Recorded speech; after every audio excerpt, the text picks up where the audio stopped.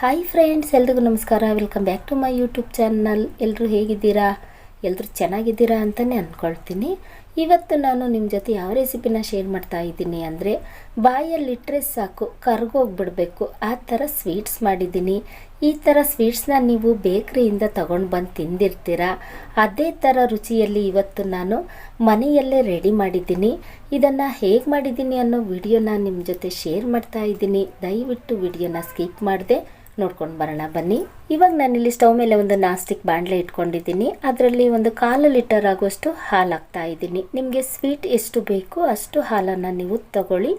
ನಾನು ಹಾಲನ್ನು ಯಾವ ಕಪ್ಪಲ್ಲಿ ಹಾಕಿದ್ನೋ ಅದೇ ಕಪ್ಪಲ್ಲಿ ಅರ್ಧದಷ್ಟು ಸಕ್ಕರೆ ಹಾಕ್ತಾ ಇದ್ದೀನಿ. ಅಳತೆ ಪ್ರಕಾರ ಹಾಕೋದು ಒಳ್ಳೆಯದು. ಹಾಗಾಗಿ ಇವಾಗ ಸಕ್ಕರೆ ಪೂರ್ತಿ ಚೆನ್ನಾಗಿ ಕರಗಬೇಕು, ಅಲ್ಲಿವರೆಗೂ ಅದನ್ನು ತಿರುಗಿಸ್ಕೊಳ್ತಾ ಇದ್ದೀನಿ. ಹಾಲು ಕುದ್ದು ಗಟ್ಟಿಯಾಗೋದೇನು ಬೇಡ, ಹಾಗೆ ಸಕ್ಕರೆ ಕರಗೋವರೆಗೂ ಕುದಿಸ್ಕೊಂಡ್ರೆ ಸಾಕು. ಇವಾಗ ಅದ್ರ ಜೊತೆಗೆ 2 ಸ್ಪೂನ್ ಆಗೋಷ್ಟು ತುಪ್ಪ ಸೇರಿಸ್ತಾ ಇದ್ದೀನಿ.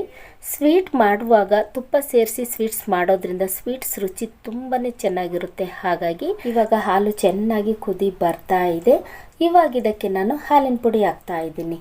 ಚಿಕ್ಕ ಮಕ್ಕಳಿಗೆ ಅಂಗನವಾಡಿಯಲ್ಲಿ ಹಾಲಿನ ಪುಡಿನ ಫ್ರೀಯಾಗಿ ಕೊಡ್ತಾರೆ. ಆ ಹಾಲಿನ ಪುಡಿನ ನೀವೇನಾದರೂ ವೇಸ್ಟ್ ಮಾಡ್ತಾಯಿದ್ರೆ ದಯವಿಟ್ಟು ಆ ತಪ್ಪನ್ನು ನೀವು ಮಾಡಬೇಡಿ. ಈ ಥರ ಸ್ವೀಟ್ಸ್ ಮಾಡ್ಕೊಂಡು ತಿಂದು ನೋಡಿ, ತುಂಬಾ ರುಚಿಯಾಗಿರುತ್ತೆ. ಮತ್ತು ಚಿಕ್ಕ ಮಕ್ಕಳಿಗೂ ಸಹ ಈ ಸ್ವೀಟ್ಸನ್ನು ಕೊಡಬಹುದು, ಅಷ್ಟು ರುಚಿಯಾಗಿರುತ್ತೆ. ಇವಾಗ ಹಾಲು ಚೆನ್ನಾಗಿ ಕುದಿ ಬರ್ತಾ ಇದೆ. ನಾನು ಹಾಲನ್ನು ಯಾವ ಕಪ್ಪಲ್ಲಿ ತಗೊಂಡಿದ್ನೋ ಅದೇ ಕಪ್ಪಲ್ಲಿ 1.5 ಕಪ್ ಆಗೋಷ್ಟು ಹಾಲಿನ ಪುಡಿ ಹಾಕ್ತಾ ಇದ್ದೀನಿ. ಹಾಲಿನ ಪುಡಿ ಹಾಕುವಾಗ ನಾವು ಗ್ಯಾಸ್ ಉರಿನ ಸ್ವಲ್ಪ ಕಮ್ಮಿಯಲ್ಲಿ ಇಟ್ಕೊಂಡು ಹಾಕಬೇಕಾಗುತ್ತೆ. ಏಕೆ ಅಂದರೆ ಗ್ಯಾಸ್ ಉರಿನ ನಾವೇನಾದರೂ ಜಾಸ್ತಿ ಇಟ್ಕೊಂಡು ಹಾಲಿನ ಪುಡಿ ಹಾಕಿದ್ವು ಅಂದರೆ ಹಾಲು ಬೇಗ ಮೇಲೆ ಉಕ್ಕಿಬಿಡುತ್ತೆ ಮತ್ತು ಹಾಲಿನ ಪುಡಿ ಗಂಟು ಥರ ಆಗಿಬಿಡುತ್ತೆ. ಆ ಗಂಟು ಬೇಗ ಒಡೆಯೋದಿಲ್ಲ. ಸ್ವೀಟಲ್ಲಿ ಹಾಲಿನ ಪುಡಿ ಗಂಟು ಥರ ಇದ್ದರೆ ಸ್ವೀಟು ಅಷ್ಟು ಚೆನ್ನಾಗಿ ಬರೋದಿಲ್ಲ. ಹಾಗಾಗಿ ಗ್ಯಾಸ್ ಉರಿನ ಸ್ವಲ್ಪ ಕಮ್ಮಿಯಲ್ಲಿ ಇಟ್ಕೊಂಡೆ ನೀವು ಈ ಸ್ವೀಟ್ಸ್ನ ಮಾಡಬೇಕಾಗುತ್ತೆ. ಇವಾಗ ನಾನು ಅದಕ್ಕೆ ಒಂದು 2 ಸ್ಪೂನ್ ಆಗುವಷ್ಟು ತುಪ್ಪ ಸೇರಿಸ್ತಾ ಇದ್ದೀನಿ. ಹಾಲಿನ ಜೊತೆಗೆ 2 ಸ್ಪೂನ್ ತುಪ್ಪ ಸೇರಿಸಿದ್ದೆ. ಇವಾಗ ಮತ್ತೆ 2 ಸ್ಪೂನ್ ಆಗುವಷ್ಟು ತುಪ್ಪ ಹಾಕಿ ಅದನ್ನು ಚೆನ್ನಾಗಿ ತಿರುಗಿಸ್ತಾ ಇದ್ದೀನಿ.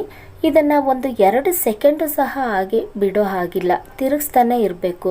ತಿರುಗಿಸೋದು ಬಿಟ್ವು ಅಂದರೆ ಬೇಗ ಗಂಟಾಗಿಬಿಡುತ್ತೆ. ಹಾಗಾಗಿ ಇದನ್ನು ಹಾಗೆ ಚೆನ್ನಾಗಿ ತಿರುಗಿಸ್ತಾ ಇರಬೇಕು.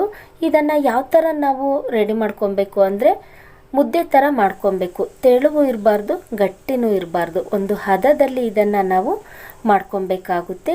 ಇವಾಗ ನೋಡಿ, ಇದರಲ್ಲಿ ಒಂದು ಗಂಟು ಸಹ ಬಂದಿಲ್ಲ ಮತ್ತು ಸ್ವಲ್ಪನೂ ತಳ ಹಿಡ್ದಿಲ್ಲ, ಅಷ್ಟು ಚೆನ್ನಾಗಿ ಸ್ವೀಟು ರೆಡಿಯಾಗಿದೆ.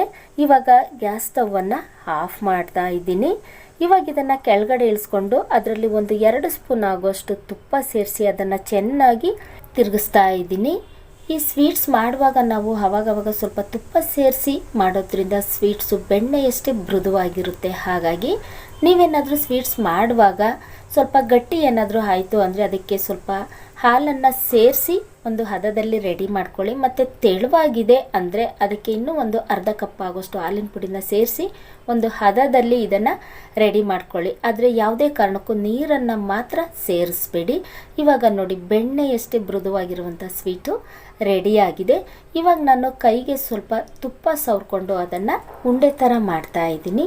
ಈ ಸ್ವೀಟ್ಸ್ನ ನಾವು ಯಾವ ಥರ ಡಿಸೈನಲ್ಲಿ ಬೇಕಾದ್ರೂ ಮಾಡ್ಕೊಬಹುದು. ತಿನ್ನೋದಕ್ಕೆ ಮಾತ್ರ ತುಂಬಾ ರುಚಿಯಾಗಿರುತ್ತೆ.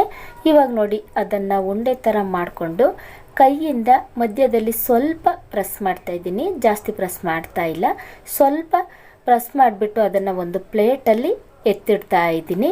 ಇವಾಗ ಅದನ್ನು ನಾನು ಸ್ವಲ್ಪ ಹಾಗೆ ಮೇಲೆ ಮೇಲೆ ತಿರುಗಿಸ್ತಾ ಇದ್ದೀನಿ.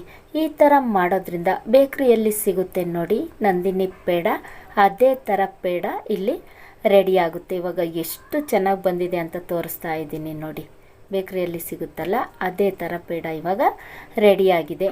ಈ ಥರ ಪೇಡ ಮಾಡೋದು ಕಷ್ಟನೇ ಅಲ್ಲ. ಮನೆಯಲ್ಲಿ ಏನಾದರೂ ಹಾಲಿನ ಪುಡಿ ಇತ್ತು ಅಂದರೆ ಸುಲಭವಾಗಿ ಈ ಥರ ಪೇಡನ ಮಾಡಿಕೊಂಡು ತಿನ್ನಬಹುದು. ಮತ್ತು ಮಕ್ಕಳಿಗೂ ಅಷ್ಟೇ, ದೊಡ್ಡವ್ರಿಗಿಂತ ಮಕ್ಕಳು ತುಂಬ ಸ್ವೀಟನ್ನು ಇಷ್ಟಪಟ್ಟು ತಿಂತಾರೆ.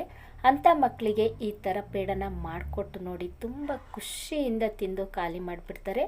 ಇವಾಗ ಅಷ್ಟು ಸ್ವೀಟನ್ನು ನಾನು ಈ ಥರ ರೆಡಿ ಮಾಡಿ ಇಟ್ಟಿದ್ದೀನಿ. ಇದನ್ನು ಹಾಗೇನೂ ಸಹ ತಿನ್ನಬಹುದು, ಆದರೆ ಇದ್ರ ಮೇಲೆ ನಾನು ಸ್ವಲ್ಪ ಡಿಸೈನ್ ಮಾಡ್ತಾ ಇದ್ದೀನಿ. ಈ ಥರ ಡಿಸೈನ್ ಮಾಡೋದ್ರಿಂದ ಬೇಕ್ರಿಯಲ್ಲಿ ಸಿಗುತ್ತೆ ನೋಡಿ, ಅದೇ ಪೇಡ ಥರ ಕಾಣಿಸುತ್ತೆ ಮತ್ತು ಅಷ್ಟೇ ರುಚಿಯಾಗಿಯೂ ಇರುತ್ತೆ. ಇವಾಗ ಬಾಯಲ್ಲಿಟ್ಟರೆ ಸಾಕು ಕರಗೋ ಥರ ಪೇಡ ರೆಡಿಯಾಗಿದೆ. ನೋಡಿದ್ರಲ್ಲ ಫ್ರೆಂಡ್ಸ್, ನಾನು ಹಾಲಿನ ಪುಡಿಯಿಂದ ಪೇಡನ ಹೇಗೆ ಮಾಡಿದ್ದೀನಿ ಅಂತ. ನೀವು ನಿಮ್ಮ ಮನೆಯಲ್ಲಿ ಈ ಥರ ಪೇಡನ ಒಂದ್ಸರಿ ಟ್ರೈ ಮಾಡಿ ನೋಡಿ, ಖಂಡಿತ ನಿಮಗೆ ಇಷ್ಟ ಆಗುತ್ತೆ. ಮತ್ತು ಮಕ್ಕಳಿಂದ ದೊಡ್ಡವರೆಲ್ಲರೂ ಸಹ ಇಷ್ಟಪಟ್ಟು ತಿಂತಾರೆ. ಯಾರೆಲ್ಲ ಹೊಸ್ದಾಗಿ ನನ್ನ ಚಾನಲ್ನ ನೋಡ್ತಾ ಇದ್ದೀರಾ ದಯವಿಟ್ಟು ಸಬ್ಸ್ಕ್ರೈಬ್ ಮಾಡಿಕೊಂಡು ವಿಡಿಯೋ ನೋಡಿ. ಸಿಂಪಲ್ಲಾಗಿ ಮಾಡಿರುವಂಥ ಈ ಸ್ವೀಟ್ ಪೇಡ ನಿಮಗೆ ಇಷ್ಟ ಆಗಿದ್ದರೆ ಒಂದೇ ಒಂದು ಲೈಕ್ ಮಾಡಿ, ಶೇರ್ ಮಾಡಿ, ಸಬ್ಸ್ಕ್ರೈಬ್ ಮಾಡ್ಕೊಂಡು ವಿಡಿಯೋ ನೋಡೋದನ್ನು ಮರಿಬೇಡಿ. ಮತ್ತು ನಿಮ್ಮವರಿಗೂ ಸಹ ವಿಡಿಯೋನ ಶೇರ್ ಮಾಡೋದನ್ನು ಮರಿಬೇಡಿ. Thank you.